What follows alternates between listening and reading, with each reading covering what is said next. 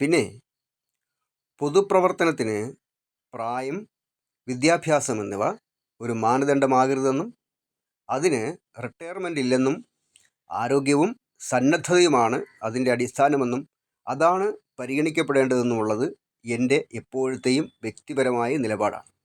അതല്ലെങ്കിൽ ഉണ്ടാകാവുന്ന പല പ്രശ്നങ്ങളും ഒറ്റപ്പെട്ട് ഈയിടെയായിട്ട് പൊന്തി വരുന്നുണ്ട്.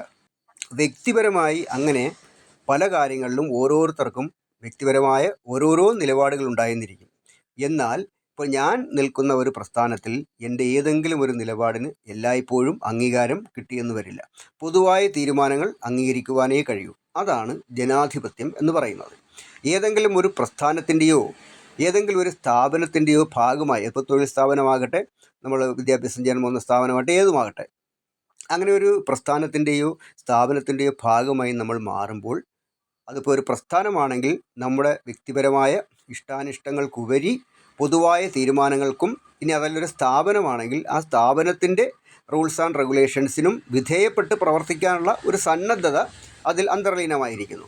അതിന് ബുദ്ധിമുട്ടുള്ളവർ ഒറ്റയ്ക്കൊറ്റയ്ക്ക് ഓരോരോ പ്രസ്ഥാനങ്ങളായി നിന്ന് സ്വയം അവരവർക്ക് തന്നെ സിന്ദാബാദ് വിളിച്ച് ഏകാംഗ ജാഥ നയിക്കണം.